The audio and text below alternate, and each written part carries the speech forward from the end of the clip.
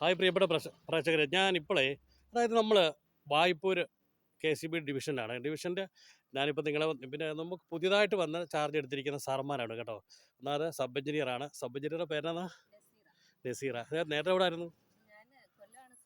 ആ okay. Naseera madam അതായത് പിന്നെ തങ്കശ്ശേരി എന്ന് പറഞ്ഞ സ്ഥലത്ത് നിന്നാണ് ഇവിടെ വന്ന് സബ് എഞ്ചിനീയറാണ്. പിന്നെ അനിൽ സാറല്ലേ?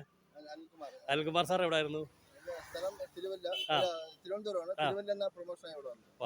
Okay thanks. ഓക്കെ, സാറിൻ്റെ പേര്? വിക്ടർ. ഞാൻ തിരുവനന്തപുരം. തിരുവനന്തപുരം. പേര് വിക്ടർ അല്ലേ? ഓവർസിയർ അല്ലേ?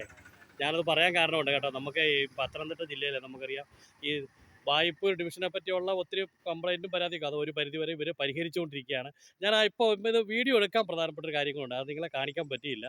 ഞാൻ നമ്മുടെ സബ് എഞ്ചിനീയറും ഓവർസിയറും നമ്മുടെ അനിൽ സാറും കൂടി അതായത് ഈ ട്രാൻസ്ഫോമറിന് അകത്ത് നിന്നിരുന്ന അതായത് ആ കാറുകളെല്ലാം അവർ പറിക്കുകയായിരുന്നേ. ഞാനത് ആലോചിക്കായിരുന്നു, അവരുടെ തസ്തിക അതൊന്നും അല്ല, പക്ഷേ എങ്കിൽ പോലും അവരുടെ KCB ബോർഡ് പ്രത്യേകിച്ച് നമ്മളെ ഈ പടയണിയാണ്, ഇപ്പോൾ കോട്ടാങ്ങ പടയണി നടക്കുകയാണ്.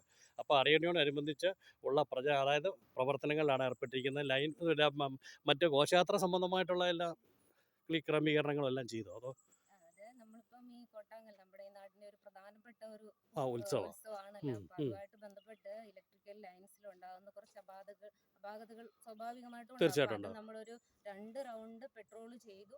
കുറച്ച് കംപ്ലൈന്റുകൾ കുറച്ചധികം ഉണ്ടായിരുന്ന എല്ലാം നമ്മൾ റെക്ടിഫൈ ചെയ്തു. എന്നാലും ഒരു ഫൈനൽ റെക്ടിഫിക്കേഷൻ എന്നുള്ള രീതിയിൽ ഇറങ്ങിയതാണ് ലൈൻ പെട്രോൾ.